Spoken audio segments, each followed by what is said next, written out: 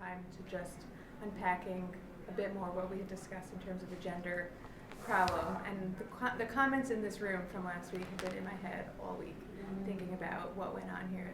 It really felt like we went on a journey of sorts, and we got to this really important place, and then we didn't have time to go a little further. So if you remember what we did last time, just to kind of put a little bit on the table, we were asking ourselves, how we read gender in text and how we navigate the confrontation between what we feel to be right and what we find in the text, and where the text ends and where we begin. I think that's what kind of happened in the room at the end.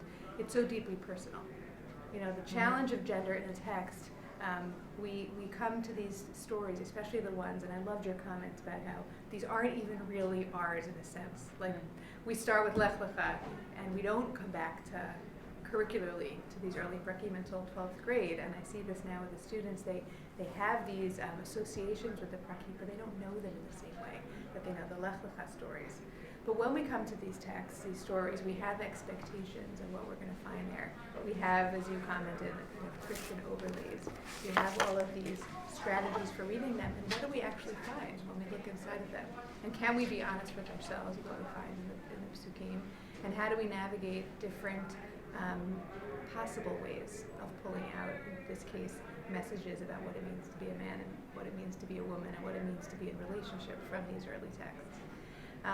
And in a sense, what we did in the end when we looked at Leon Cass, after we saw, several other strategies for dealing with what appears to be, a very strong patriarchal message in Perek Gimel, Leon Cass says, hold up, there's a totally other way of reading these onshim, these punishments, that really asks you to put aside what you've always expected the onshim to mean.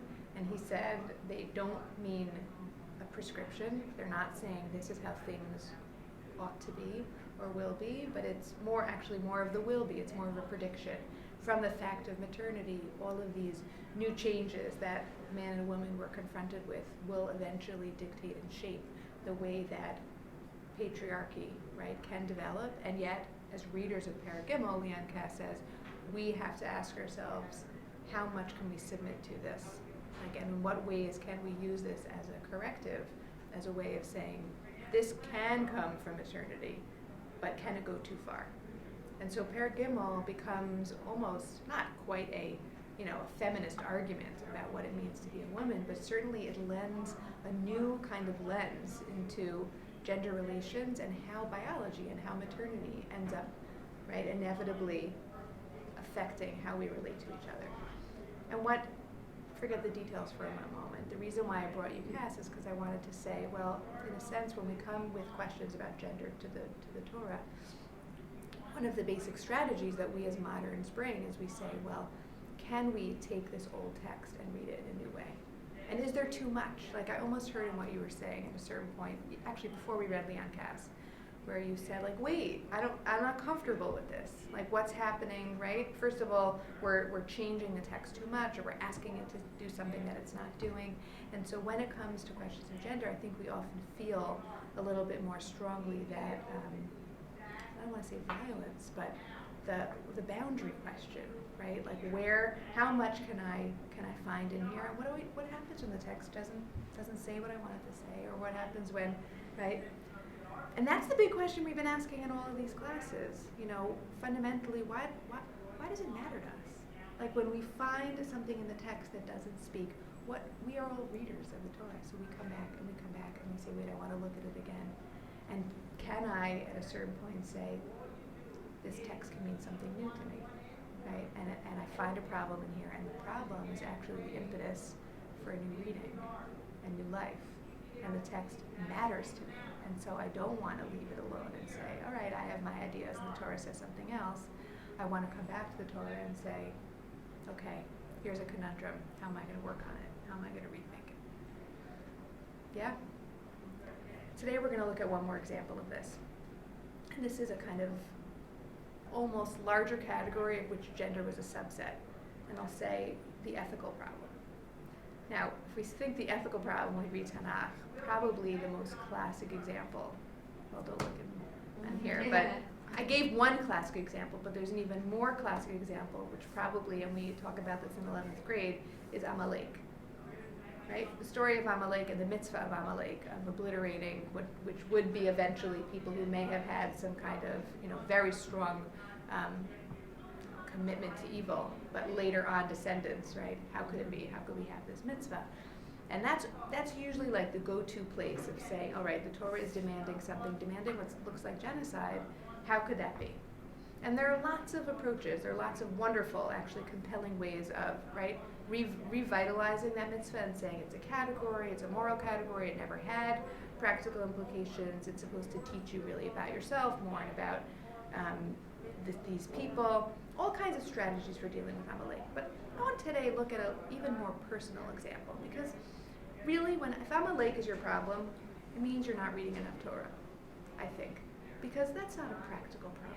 Like, we don't really confront anybody of Amaleki origin. We're not, right? And sometimes with the students, I'll ask them when we get to Mach, we're talking about really ethical problems of Judaism. I'll say, what's your issue? Like, what really bothers you? And if somebody says, the Canaanite nations, like, how could it be?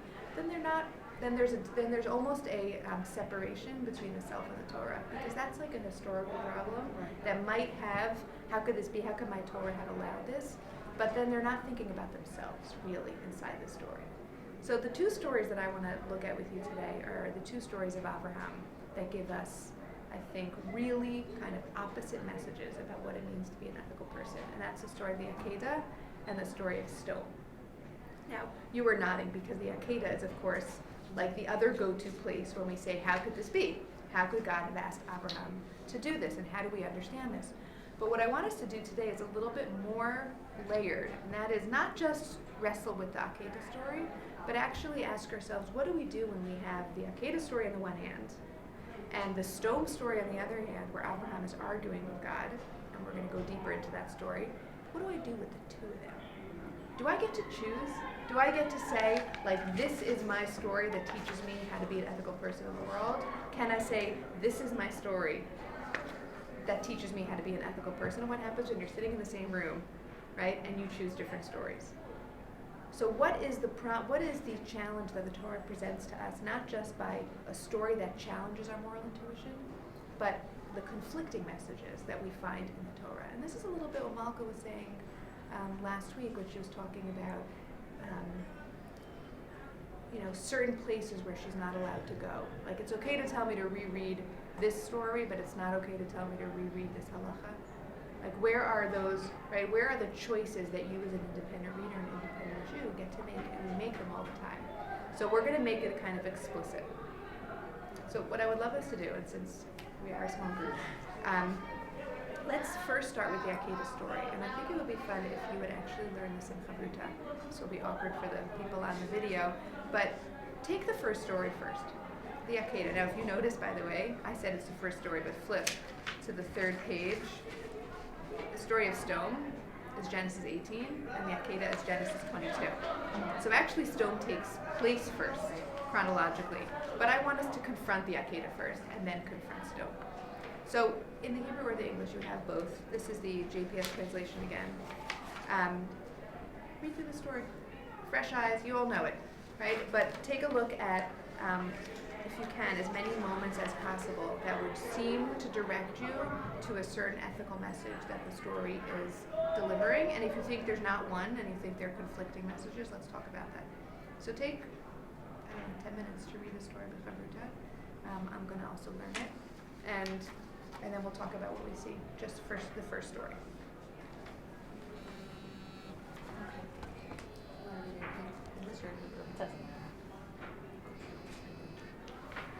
It'll be nice. You can have both open if one has the Hebrew, one has the English. Yeah, that's Okay. good. All right, you want to go ahead and do the Hebrew, and I'm going to follow along in English. Okay.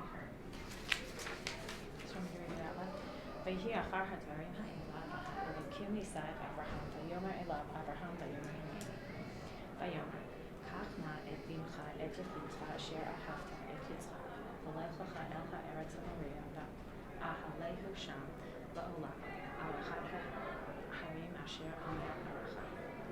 וישכם אברהם בבוקר, ויחבוש את חמורו, יקח את שני נעריו איתו, ואת יצחק בנו, ויבקע עצי אוהל. ויקם וילך אל המקום אשר אמר לו האלוקים. ביום ביום השלישי ויישא אברהם את עיניו וירא את המקום מרחוק. ויאמר אברהם אל נעריו שבו לכם פה עם החמור, ואני והנער נלכה עד כה ונשתחווה ונשובה אליכם. I'm just going to listen in. We'll just do it together. I'm listening. Sure.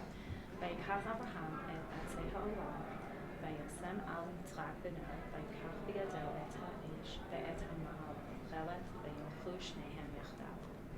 ויאמר יצחק אל אברהם אביו ויאמר אבי ויאמר הנני בני ויאמר הנה האש והעצים ויהיה הסל לעולה.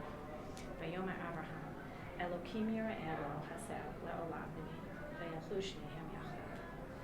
ויבואו אל המקום אשר אמר לו האלוקים ויבן שם אברהם את המזבח ויערוך את העצים ויעקוד את יצחק בנו וישם אותו על המזבח ממעל לעצים. וישלח אברהם את ידו ויקח את המאכלת לשחוט את בנו ויקרא אליו מלאך השם מן השמיים ויאמר אברהם ויאמר הנני. ויאמר אל תשלח ידיו על הנער ואל תעש לו מאומה כי אתה ידעתי כי ירא אלוקים אתה ולא חשבת את בנך את יחידך ממני. וישא אברהם את עיניו וירא והנה איל אחר נאחז בספח בקרניו וילך אברהם ויקח את האיל ויעלהו לעולה תחת בנו. ויקרא אברהם שם המקום ההוא השם יראה אשר יאמר היום בהר השם יראה. ויקרא מלאך השם אל אברהם שנית מן השמיים ויאמר בי נשבעתי נאום השם כי יען אשר עשית את הדבר הזה ולא חשכת את בנך את יחידך כי ברך אברך והרבה את זרעך ככוכבי השמיים וככל אשר על שפת הים וירעש זרעך את שאר אויביו והתברכו בזרעך כל גוי הארץ עקב אשר שמעתי בקולי. וישב אברהם אל נעריו ויקומו וילכו יחדיו אל באר שבע וישב אברהם בבאר שבע ויהיו אחרי הדברים האלה ויוגד לאברהם לאמור הנה ילדה מלכת שם הוא בנים לנחור אחיך. That's it. I actually cut off. There's more to the parak, but that first pasuk is, it was made known to Abraham that Malka had a child, and then eventually you find out about Rivka. But I cut off those pasukim. There's a genealogy leading you to Rivka, and it's very clear why that's being told at the end of the story, because that's going to be the next story of marrying off Yitzchak to Rivka. Right? It's also a moment of hope at the end of this very despairing story. Okay. That was interesting, by the way. I don't think I would have ever read all the psukim all at once. Oh. It's so much. It's so much. Sorry. Okay, so now we got the overview. Yeah, it just It's actually really good. It's very compelling. You see the whole thing. Okay, now let's go back. Yeah. So what do we notice? What do we want to find out about? What bothers us? I should say, by the way, my students have taught me here that when we ask them what bothers you, it makes them feel like there's always a problem in the Torah. Yeah. And bothers, right, that's like an Right. Chamalevovich reading of what Rashi, Bothers right? Rashi. What Right, bothers right, Rashi. right. It's not that there's a problem that we're critiquing, but Right. the way into a text is to find what bothers you as a Right, reader, right, right. What are your reactions? What are your reactions? What are your responses? Right. I noticed something just now that I've never noticed before. I'll just start us off. That in Pasuk Zayin, when Yitzchak calls his father, right, and he says Avi, and Abraham answers Hineni B'ni, that's the same Hineni that he said to God in Pasuk Aleph, and it's the same Hineni that he says to God in Pasuk Yud Aleph. Aleph Yud Aleph Zayin, all has Hineni, right? And it's what I was thinking about that is it's really striking that Abraham responds the same way to his son that he responds to God. And maybe that's a way of pulling in one of the motifs of the story, which is almost the competing lines of relationship, right? There's like the Abraham-Yitzchak axis, and there's the Abraham-God axis. Yitzchak and God aren't really allowed, they don't really have a relationship in this parak. right? I mean, it's indirect. Right. But there's something really strange about that Abraham says. He says the same kind of here I am, like the rooted, centered, I hear you, both to God and to Yitzhak. And then to God again. And then to God again. Right. Which is what you get when you read it all at once. You know what I mean? Correct. As I was Yes. reading it, I saw that exactly thing, that how it flowed like that. It's a very nice narrative. Is it? Like literary wise. Literarily, Yeah, I think literarily, it is. yes, I it's think tight. like literary wise, yeah. It's very tight. You know, one of the things that, you know, one always confronts when they read this story is just how little information is given. Right. Like I think about that when I think about Lamakom Asher Hashem Yireh. You know, we don't have any information about specifically where it is, Mhm. and that's repeated a couple times. Mm-hmm. And somehow that actually seems really important, that Abraham is being asked to go to this place. I mean, how do you go somewhere that you don't know where you're going? Right. So it's the journey, the destination is really important, but there's also a focus here on you're going even though you don't actually know what you're doing, right? You don't know where you're headed, right?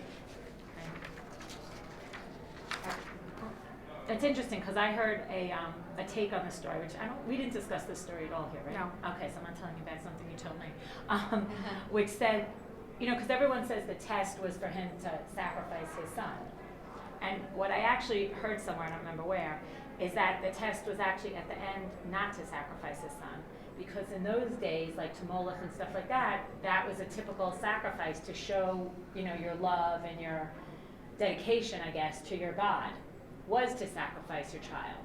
And so to be asked to do that wasn't so out of the realm of actually what was going on historically at the time.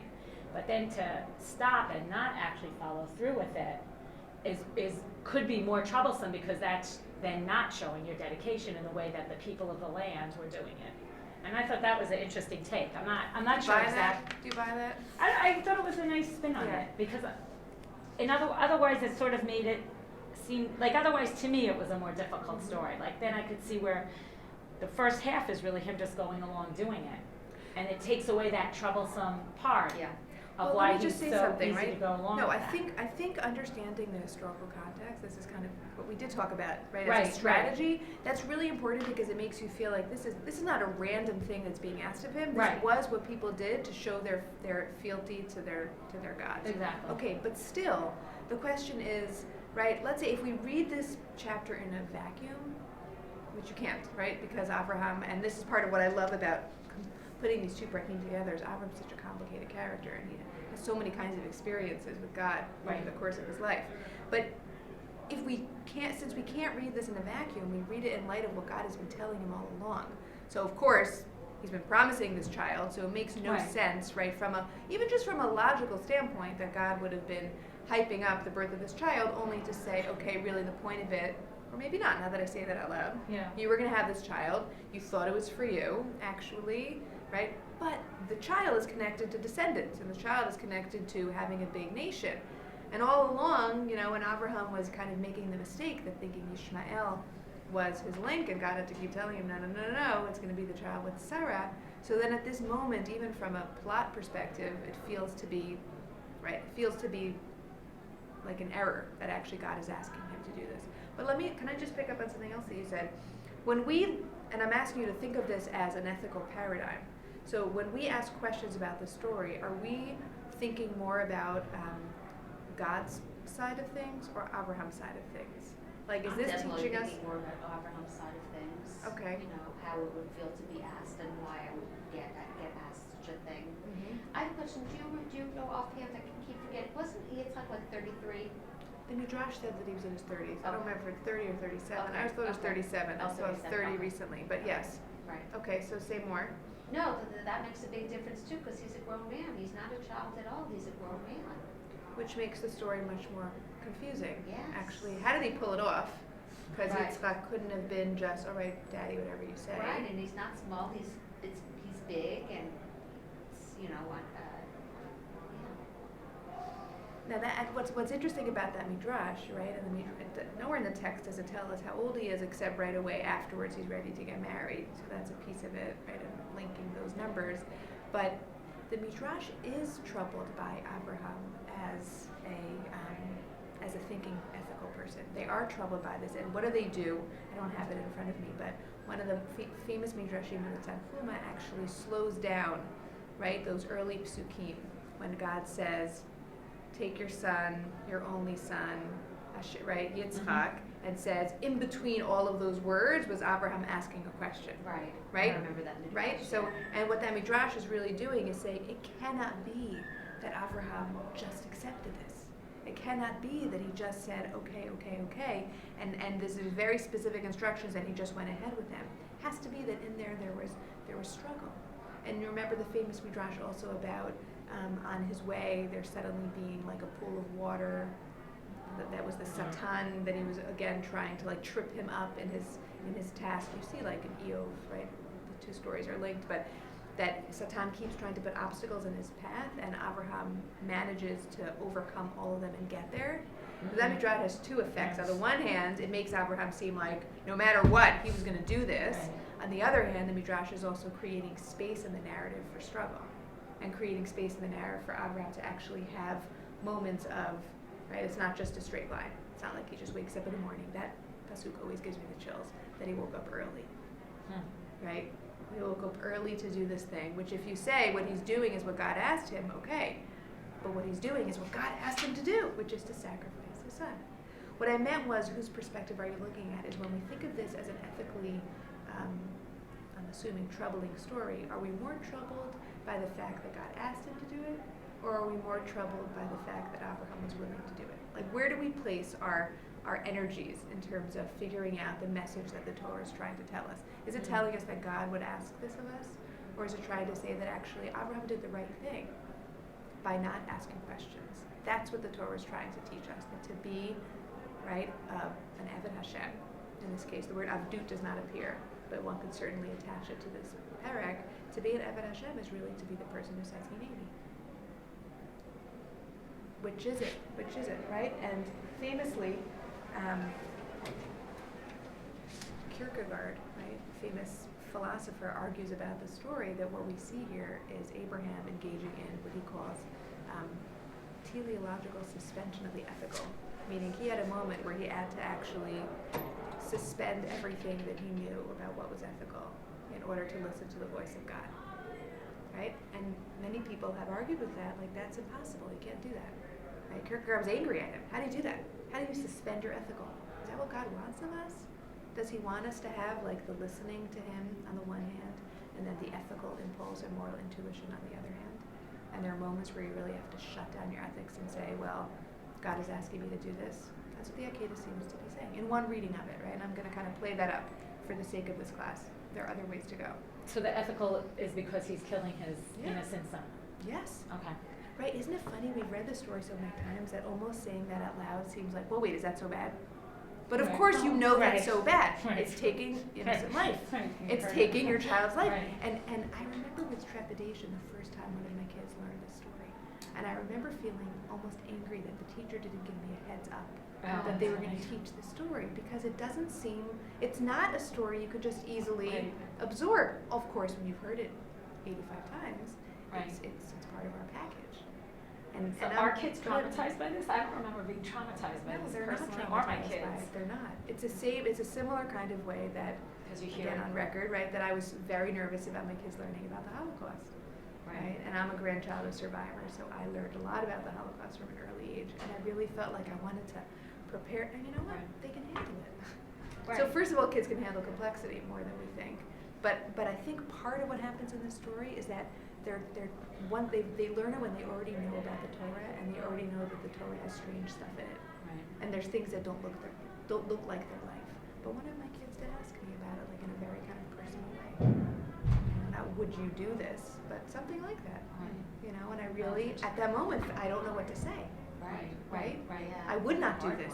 I would never do anything like this. But what am I saying? Right. We praise Abraham. Right? Of course, you know, after this story, and I put it in the wrong chronological order, but after the story, he really kind of starts to fade away. Right? But Abraham, he does two very important things. He buries his wife. Right. And he finds a wife for Yitzchak, but in terms of his relationship with God, this is it. This is the climax. This is the closing. And so what do you do with that? I know, let's think about the end for a moment before we look at the next story. When he calls to him, so your reading was, at that moment, that was the test, right? The test was, will he listen when he tells him To stop. to stop? Like not to. Could we read those psukim again? Let's see, it starts with, so they get the Pasuk Tet, and Pasuk Yud, he's about to do it. And Pasuk Yud Aleph, the Malach Hashem calls, and he Right. says, Avraham, and he says, here I am. Vayomer al tishlach yadcha el hana'ar, v'al ta'as lo me'uma, ki ata yadati ki yirei Elokim ata, v'lo chasachta et bincha et yechidcha mimeni. Don't outstretch your arm, don't do anything to it, because now I know that you are God-fearing, and you did not chasachta, you did not desire, you did not love, you did not favor, we did not withhold your son from me. V'lo chasachta et bincha et yechidcha mimeni. So you didn't make the choice of your son over me. Vayisa Abraham et einav, and then he saw the isle that was caught, and he went and he took it, and he made it as an olah.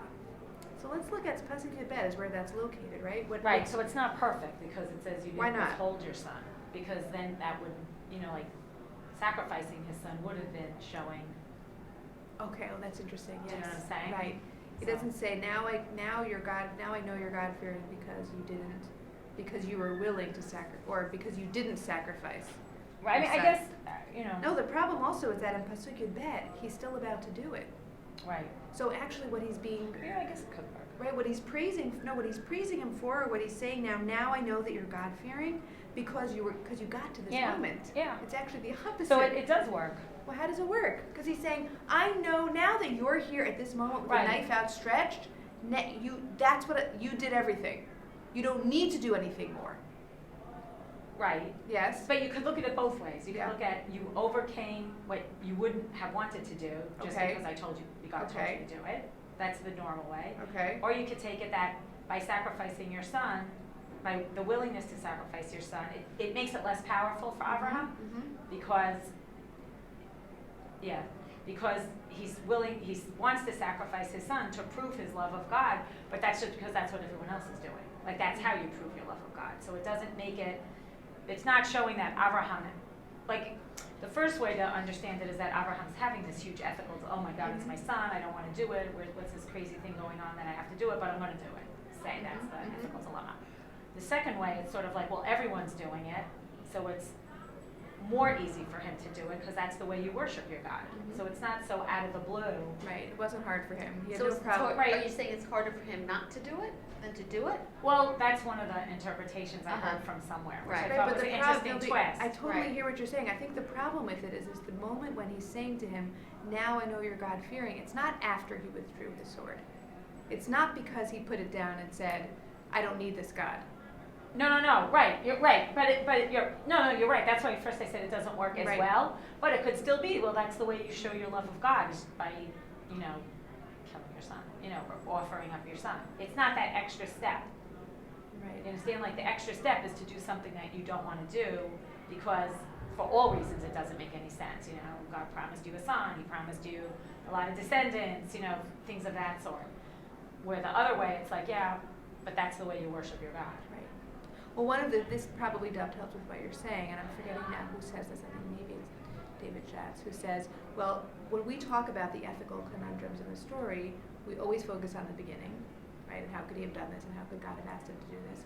But if you read till the end, like you did, Yeah. even in one full swoop, Yeah. you realize that the focus of the story is on the end, where God is actually telling him, I don't want this. Now, that doesn't undo the pain and the anguish of all those days leading up to it, and how could God have put him through that. But the point being, the story you have to keep reading until the end when Right. God says, what I'm trying to tell you, and this is similar to what you're saying, what I'm trying to tell you actually is that in my relationship with you, I don't want that. It's almost a confirmation. You had this ethical impulse that was telling you not to do it. I'm telling you right now, I want that ethical impulse in our relationship. It's just not the shot. And also, It's just then not the why is shot, he- then yeah. why did he ask him in the first So place? why did he put him Yeah. through that, right? It doesn't undo that problem. It doesn't, right? Does he really need a test?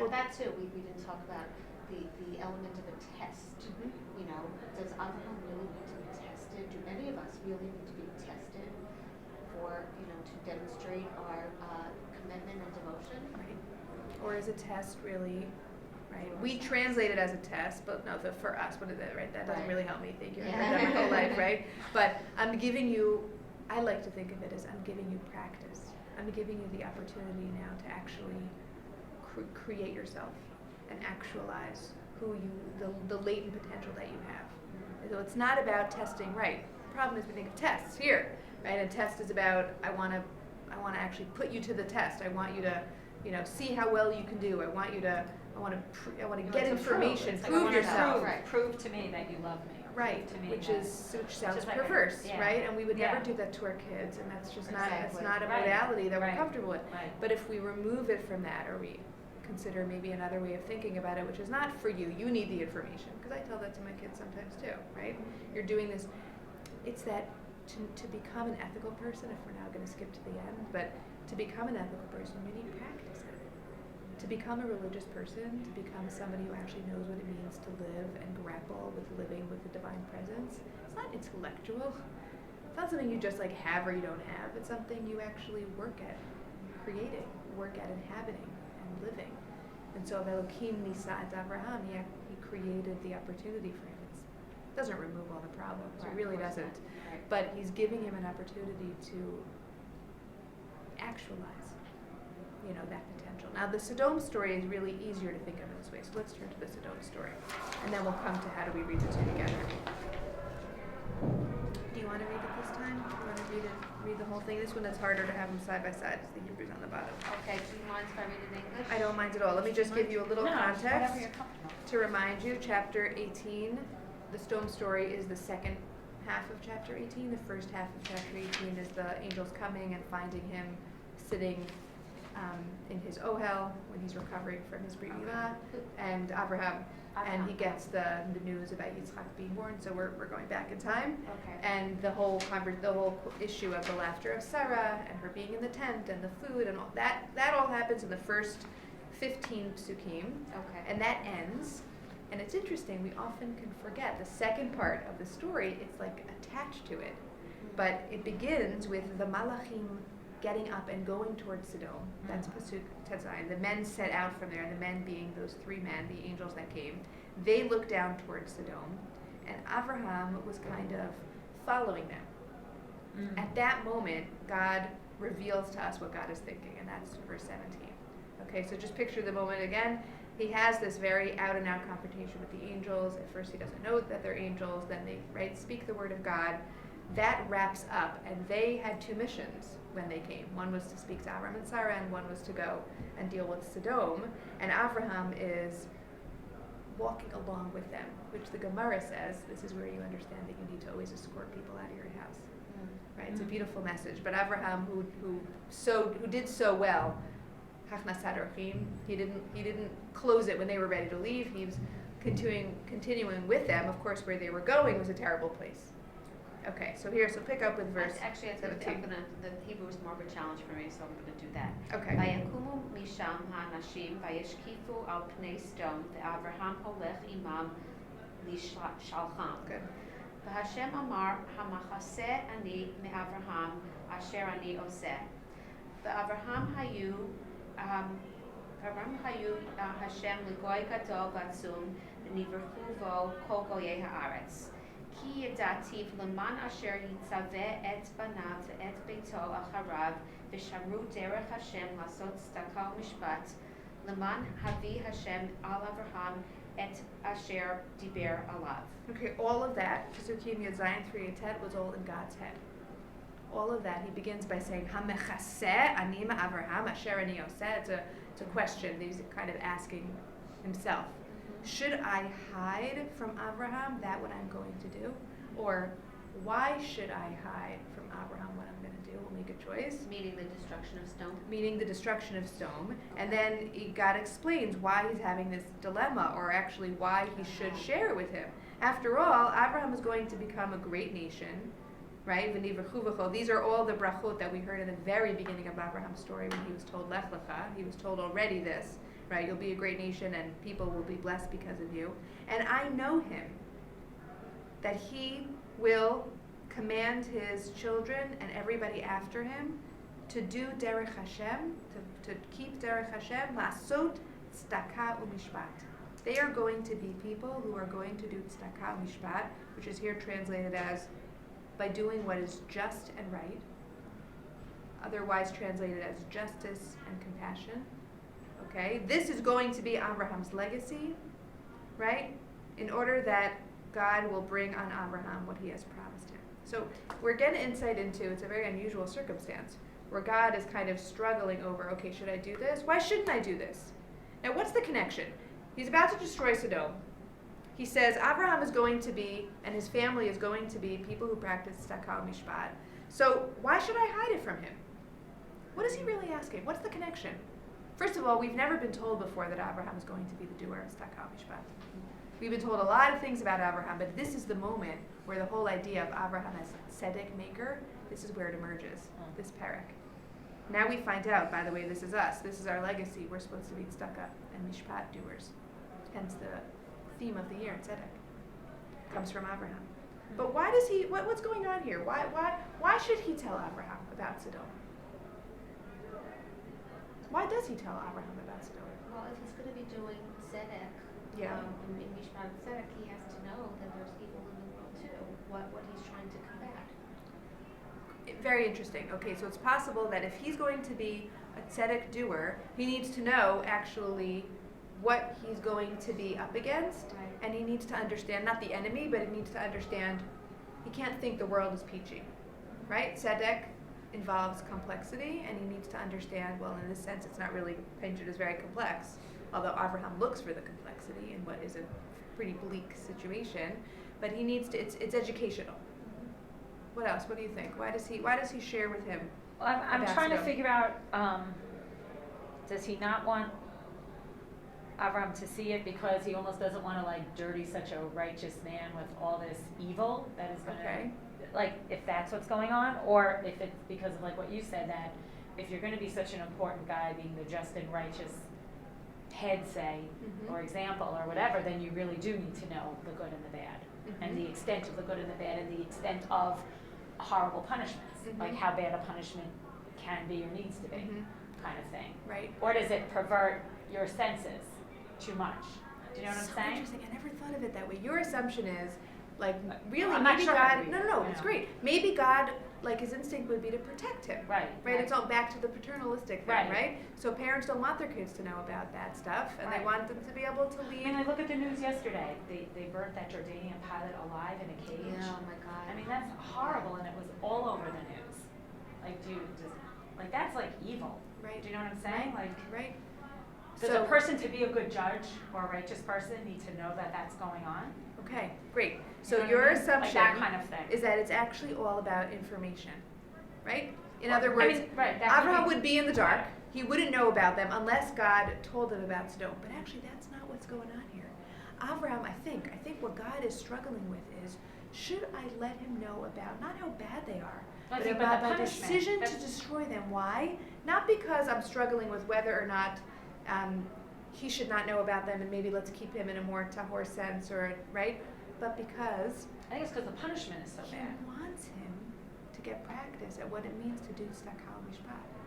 Why? What ends up happening in the story? Oh, we bet I mean, that he's bargaining. He's right? bargaining, Right. And this is the setup. This self-conversation, which we get to hear about, is actually God seems like he's inviting Abraham into the conversation. His question is, whether do I want that? Do I want to open that door? Do I really want to let him know about it? Because sounds like what he thinks about Abraham based on those psukim. He is a person who does tzedakah mishpat. He's going to find a problem with what I'm doing. Do I want to hear that? Do I want to include him? So it's almost like it's inevitable what happens next. God's prepared for it because he decides to tell him. Now, what actually happens in that conversation? Let's keep reading in Pasuk Chaf. Now he tells him, Vayom Hashem za'akat Sodom va'amora ki rabba b'chatatam ki chavda me'od. Erda na ve'eret ha'tza'ata haba elai asu kala ve'im lo eda'e'ah. good. ויפנו משם האנשים וילכו סדומה ואברהם עודנו עומד לפני השם. ויגש אברהם ויאמר האף תספה צדיק עם רשע. אולי יש 50 צדיקים בתוך העיר, האף תספה ולא תיסע למקום למען 50 הצדיקים אשר בקרבה. חלילה לך מעשת כדבר הזה להמית צדיק עם רשע, והיה הצדיק כרשע, חלילה לך השופט כל הארץ לא יעשה משפט. That's a question. השופט כל הארץ לא יעשה משפט? Question, exclamation point. So in line 20, like it says another Vayomer Hashem or whatever, yeah. Mhm. So is he talking to Abraham? Yes. That's how Abraham knows the plan. Yes, But the first exactly. time you're saying he's talking to himself or the Exactly, angels. Okay. exactly. V'Hashem Amar, right, and it's true. It's the only way that you know that is because of what he says in Pasuk Yazayin, Hamachaseh Anim Abraham, right? Right. Well, right. So you know the first time he's not talking to Abraham. Right. Because of that. He's either talking to the angels or himself, like you're saying. Exactly. But the second time, the reason why the second time I'm assuming he's talking to Abraham is because Abraham then Responds. questions him Correct. sentences later. Right, and let's look at the English just to make sure we understand in 20 and 21. Then the Lord said, the outrage of Sodom and Gomorrah is so great and their sin so grave. I will go down to see whether they have acted altogether according to the outcry that has reached me. If not, I will take note. What's interesting about verse 21, my quotations are not in the right place. The whole thing is a quote, right? They have done something so terrible, their sin is so terrible. I'm going to go down and actually see if it's as bad as I think it is, right? If the outcry is really as bad, if it matches what I think. If not, I will take note. So he opens up a petach for the possibility of the punishment not being as severe as he thinks, which makes sense then. Then Abraham turns to him and he says, all right, what's going on here? He hears maybe in the petach that it's very small. He realizes maybe that God is not truly saying, right? I don't know, maybe I'll just throw off this whole punishment thing. He hears the gravity and he sees how severe the people are. But what are his challenges? Can we look at those again? Let's actually look in the English. Verse 23. He says, will you sweep away the innocent along with the guilty? What if there should be 50? We all remember the numbers, right? Will you then wipe out the place and not forgive it for the sake of the innocent 50 who are in it? Far be it from you to do such a thing, to bring death upon the innocent as well as the guilty, so that innocent and guilty fare alike. Far be it from you. Shall not the judge of all the earth deal justly? And then it goes from there to the 45 and the 40 and the 30 and eventually. What do you hear in Abraham's voice there? I mean, it's startling, of course, since we just looked at the Akedah story, right? What is he saying to God? It's more than just challenging him. It's more than just saying, wait a second, are you sure about this?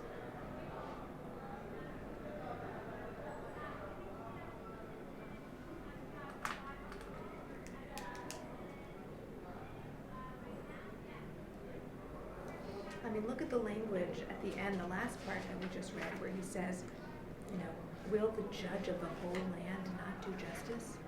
He's calling, if you read it in a more innocent way or a more gentle way, he's asking for information. Wait, God, I thought you were the shofet here. I thought you were the adjudicator of justice. I don't get this. It's like an accusation almost. Yeah, so the more extreme way is to say it's an accusation, right? If we take it a little more gentle, then he's really saying, wait, question here. I thought justice means that only people who have done something terrible get punished, but it looks to me like you're looking at this whole place and you're not taking into consideration that there might be people who are innocent. That doesn't seem like justice, teacher. The more extreme way is really it's a rhetorical question. He's not actually really saying, I can't believe you're doing this. This is not justice. You, O judge, this is not justice. But the chutzpah is outrageous. It's outrageous. He's speaking to God. He knows what God is capable of. This is not his first conversation with God, right? And he's saying, I really take issue with what you're doing. This doesn't work. So when God said, Hamachaseh anim Abraham, so now we could read it a little bit differently. Maybe he knew what Abraham was capable of, right? And again, as like a parent, do I really want to hear this? What is the translation of that? Hamachaseh, it's translated here as shall I hide from Abraham. But I kind of hear it as like, why should I hide it from Abraham? Like, don't I want him? This is a very positive way of reading it. Don't I want him to get the experience of actually knowing the limits of justice and the limits of compassion? Because that's what he's doing in this conversation, which is very long, right? After God answers, yes, you're right. If 50, okay. What if 45? What if 40, right? And he's learning here in this conversation the limits of what God is willing to do and really what it means to be a person who is trying to weigh the different considerations here. And you get a sense that Abraham knows from the beginning that there really aren't that many righteous people, right? But he's trying to understand, what does it mean? And you know what? Going full throttle and saying the whole place, it can't be. Is it really that black and white, God? Can that really be justice? You can't sweep away the innocent. You need to look carefully. You need to fight against, and maybe he has almost like more hope for this place than God does. So now what do we do? Okay, we're shortchanging it a little bit, and I think this story actually needs to be read, more often to try to get ideas for how to fight against what appears to be injustice and figure out whether there really is injustice. What do we do with these two different models? Right? I'm influenced very much by David Hartman's book here. David Hartman passed away 2 years ago. I am now his student only through his books. I never got a chance to study with him. But I learned a lot about his way of thinking, and the question that he really asks in an article here about these stories is, what do we do with these two conflicting paradigms? Not just of ethical consciousness, but actually of religious experience.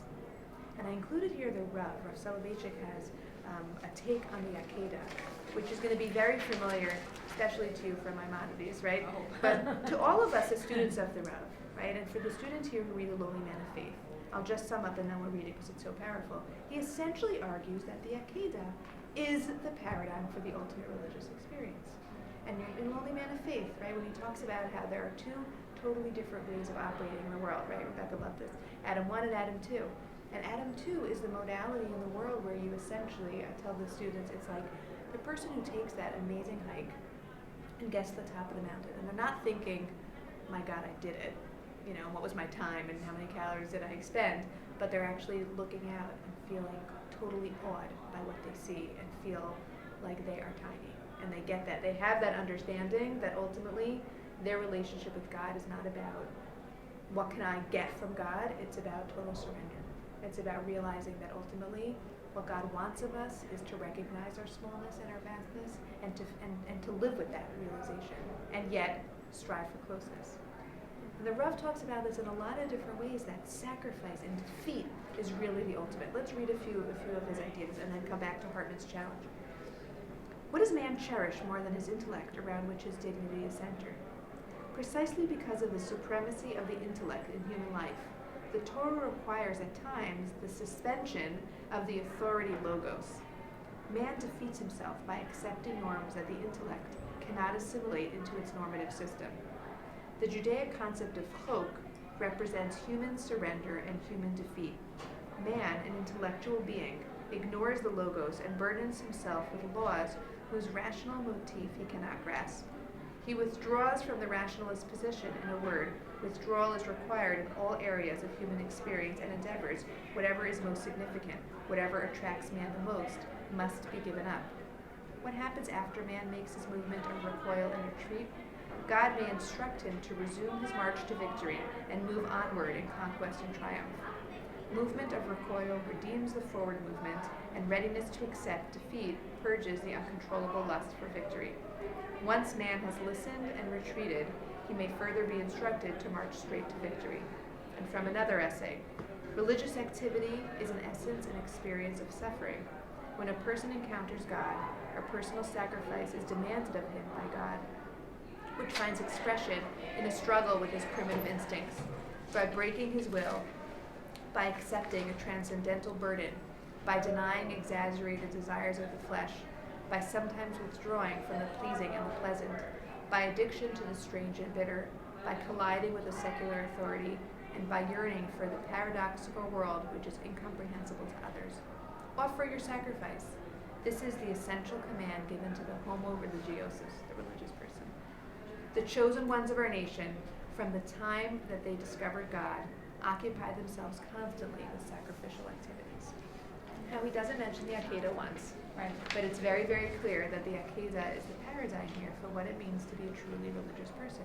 To be able to silence the intellect at times, clearly the Rav, right, of the highest intellectual levels, and recognize very much that our pursuit of the rational and trying to understand as much as we can in the world is what we're expected to do. But to truly be a religious person, he wrote very often, meant to accept our limitations as human beings, to surrender the intellectual, to surrender the rational, and to accept that God is asking us to give of ourselves, to sacrifice, to suffer, to surrender. This is really, right, there's a lot to understand about this. I'm using this really just as almost, in a sense, not a straw man, but David Hartman says, and he was a student of Rav Soloveitchik, I hear that, I love it. It pushes me to really think beyond myself, and it pushes me not to think that I understand everything.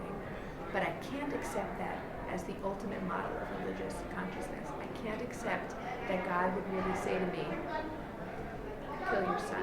I can't accept that to be a truly religious person, it means to suspend the ethical. It means to say, I'm not asking questions. I'm going to be okay with, right, this killing. I'm going to be okay. And God really wants me to give up my moral intuition. David Hartman argues very strongly, God hardly ever wants me to give up my moral intuition. If I have to choose between these stories, I'm going to say that Sodom is my paradigm, and I'm going to reserve the Akedah for very unusual circumstances. And he says something very compelling.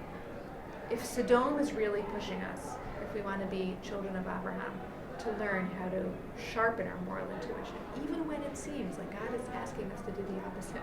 And it's a really hard thing to do as a religious Jew. But to say that what God wants of us is to constantly have a heightened moral intuition and to cultivate that and bring that to our religious life.